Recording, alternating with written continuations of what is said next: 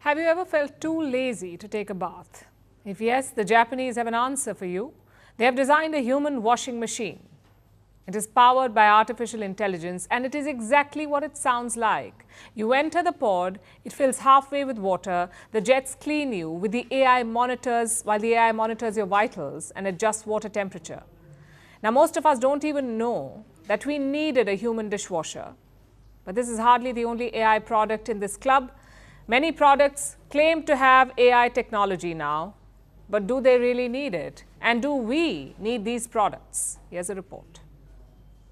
Artificial intelligence has changed the world. The technology is everywhere. It's in the work we do, the food we eat, the music we listen to. And we are lazier for it. But new AI is taking things to the next level. Are you too lazy to take a shower? No judgments here, because the Japanese have a solution for you. Japanese firm Science Co. has designed an AI washing machine for humans. It looks like a cutting-edge shower capsule. It's transparent. All you have to do is step in. The pod will fill halfway with water. High-speed water jets will clean your skin.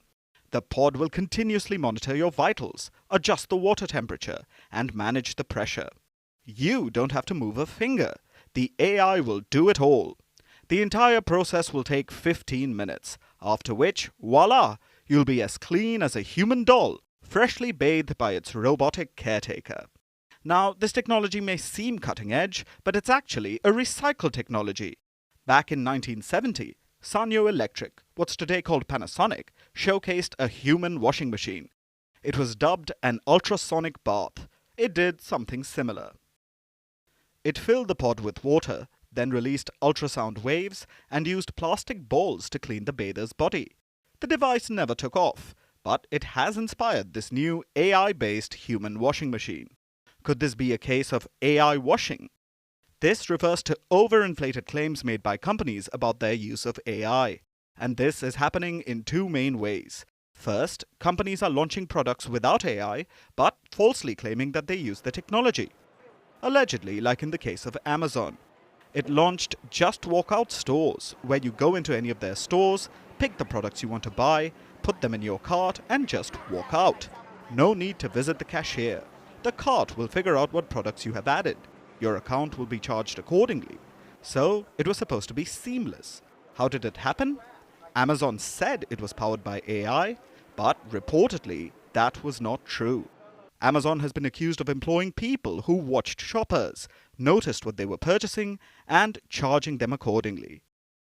So that's one way of AI washing. The second is using AI in products that don't even need it, just so you can say that something is AI powered and get investors and stakeholders interested. Like in the case of an AI toothbrush, which detects which tooth is being brushed. Don't humans already have nerves for that? Or AI-powered shoes that automate walking. So it's the shoes that will walk the humans. Kind of like a fancy leash that costs $1,000.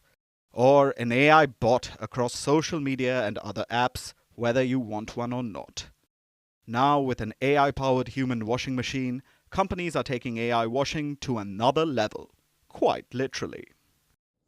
Saudi Arabia is cutting oil prices for buyers in Asia more than expected. Aramco will reduce its premium for Arab light crude to 90 cents a barrel in January, down from $1.70 this month. Taking the benchmark price of $72.97 per barrel, buyers will pay $74.7 this month and $73.6 from January. The premium is defined as the difference between the market price of oil and the estimated price based on the OECD's relative industry stock level.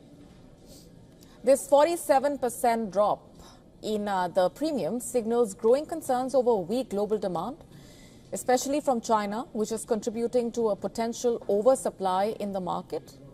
Saudi Aramco has reduced prices for Northwest Europe and the Mediterranean, though no changes were made for North America. These price adjustments come as Brent crude remains under pressure, trading just above $71 per barrel, with global market conditions continuing to weaken. This price reduction comes after OPEC Plus delayed its planned output increases by 3 months and extended production cuts until 2026. The extended cuts are a direct response to sluggish demand growth and the looming threat of oversupply in 2025. Brent crude prices reflecting these concerns. OPEC Plus, in fact, is now faced with the challenge of whether to prolong cuts into 2025 or risk a further price slump as global demand remains subdued. Ukrainian President Volodymyr Zelensky has said that the country has lost at least 43,000 soldiers since the beginning of the war 3 years ago. He also said that 370,000 Ukrainian soldiers were wounded fighting against Russia, adding that half of these wounded soldiers were able to return to the battlefield. This was the first time in 3 months that casualty figures were shared by President Zelensky, since the subject remains highly sensitive as Ukrainian forces continue to lose more territory to Russian forces. The number, however, is much lower than the American estimates, which remains close to 70,000 deaths. In a data that was released by U.S. officials and military experts in August last year, the U.S. report also added that at least 35,000 soldiers were missing in action. The latest casualty figures released by President Zelensky are reflective of the impending change at the White House, with U.S. President-elect Donald Trump pushing both Moscow and Kiev to sit down on the negotiating table. In an interview, Trump said that his incoming administration would reduce the aid to Ukraine, which the United States has been steadfastly backing since its invasion by Russia. Notably, the interview was taken before Trump's trilateral meeting with France's Emmanuel Macron and Ukraine's Zelensky. Now, after the meeting with President Zelensky in Paris, Trump took to Truth Social and asked both Russia and China to work on a peace deal with Ukraine. He also claimed that close to 400,000 Ukrainian soldiers were killed on the front lines.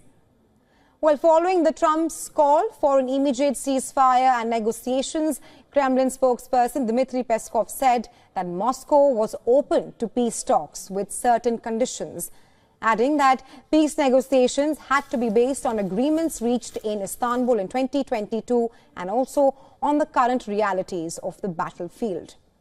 Peskov also accused Kiev of refusing to negotiate a settlement to the almost 3-year conflict.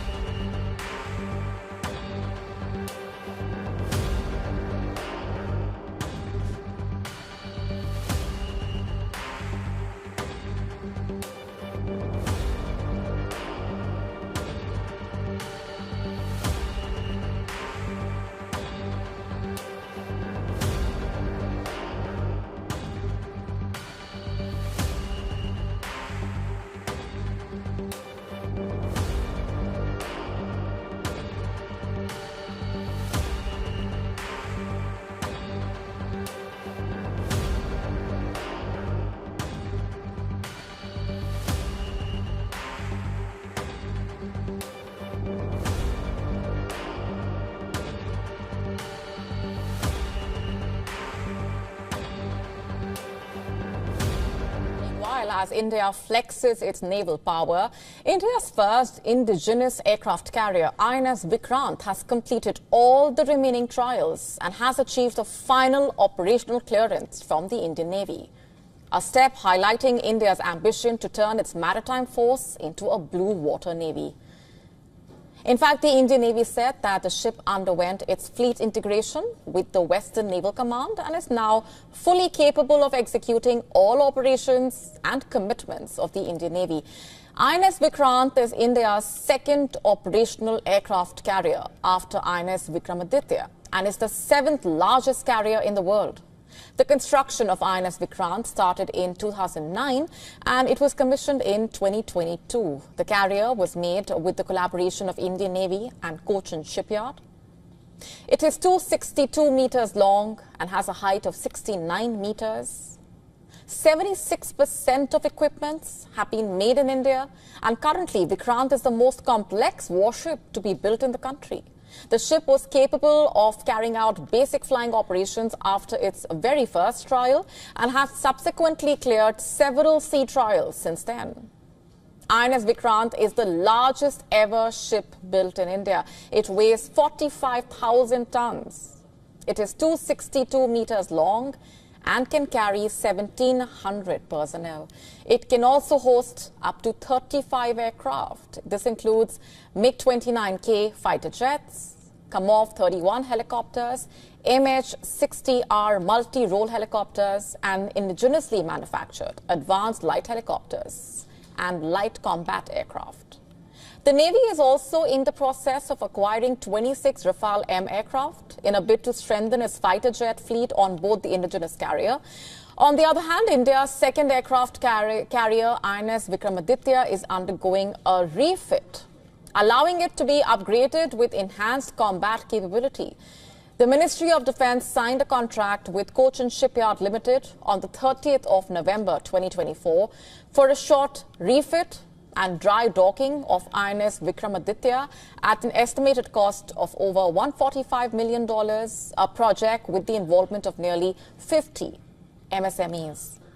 With 2 aircraft carriers in its arsenal, the Indian Navy can now perform a wide range of operations on the eastern and western seaboard, as aircraft carriers are paramount in shaping the country's defence strategy and promoting regional stability. India's naval strength has got a major boost with the commissioning of a stealth missile frigate in Russia that joins the Navy's Western Fleet, enhancing India's maritime defense. Our next report telling you more. A new milestone in India's naval power. The Indian Navy's latest advanced stealth frigate, INS Sushil, part of the Krivac III class, has officially been commissioned in Russia. Built with cutting-edge technologies, INS Sushil, meaning Protector Shield, is aimed at enhancing India's ability to defend its maritime borders with power and precision. INS Sushil's crest features an impenetrable shield, symbolizing its strength as a defensive powerhouse. The multi-role stealth-guided missile frigate is designed to remain undetectable by enemy radars while delivering a lethal punch. It is engineered for exceptional stability, ensuring reliable operations even in rough seas. It can reach speeds of over 30 knots, allowing for swift maneuvers. The frigate is a blend of Russian design and Indian innovation, incorporating 26% indigenous content with significant inputs from BrahMos and Bell. INS Sushil joins Western Naval Command, ready to secure the Indian Ocean region. Its motto, fearless, indomitable, resolute, embodies the frigate's commitment to defending India's maritime interests. This commissioning also marks a significant step in the deepening India-Russia defense partnership, with Defense Minister Rajnath Singh meeting President Vladimir Putin in Russia to co-chair a military cooperation meeting. INS Sushil is now ready to play a crucial role in the Indian Navy's strategic defense operations. Bureau Report, WION, World is One.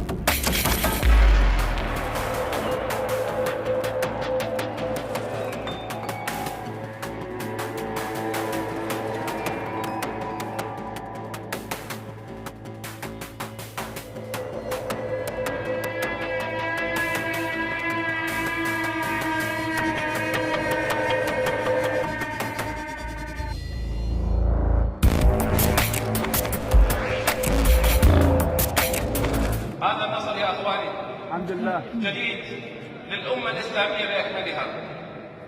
مصر يا أخواني تاريخ جديد للمنطقة. كم تلافينا من مخاطر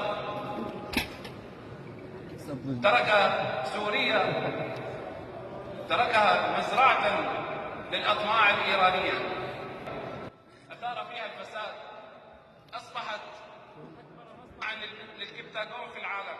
هذا النصر يا أخواني بفضل الله عز وجل، ثم بدماء الشهداء وبالأرامل وباليتامى. هذا النصر يا أخواني بعذابات الناس الذين قبعوا في السجن.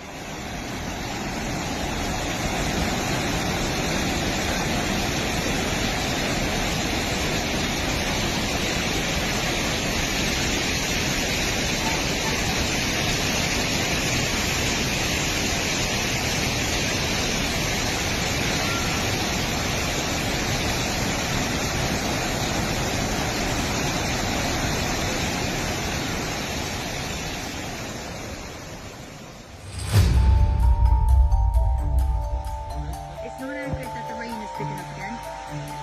Is it?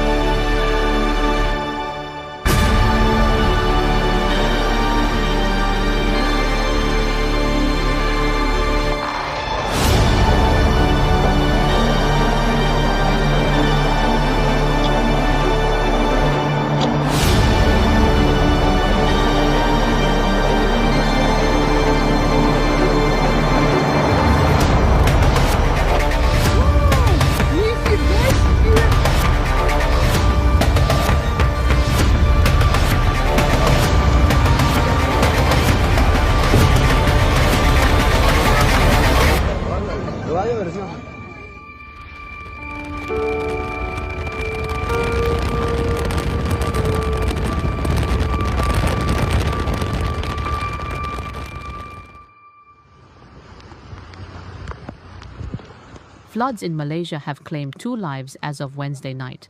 The situation in the east coast continued to worsen, with more people being evacuated to temporary relief centers in Kelantan and Terengganu. Kedah and Perlis are the latest states to be affected by the floods, while the situation in Perak and Johor remained unchanged. In Kelantan, the number of flood victims rose to 12,526 from 3,110, who are taking shelter at 96 relief centers in places including Pasir Mas, Pasir Puteh, Kuala Krai, Kota Baru, Tanah Merah. Pasir Mas recorded the highest number of evacuees with 3,232, followed by Pasir Puteh and Kuala Krai. The casualty in Kelantan was caused by electrocution, while the 33-year-old male victim attempted to unplug a washing machine at his flooded home in Kampung Banir, Belikong.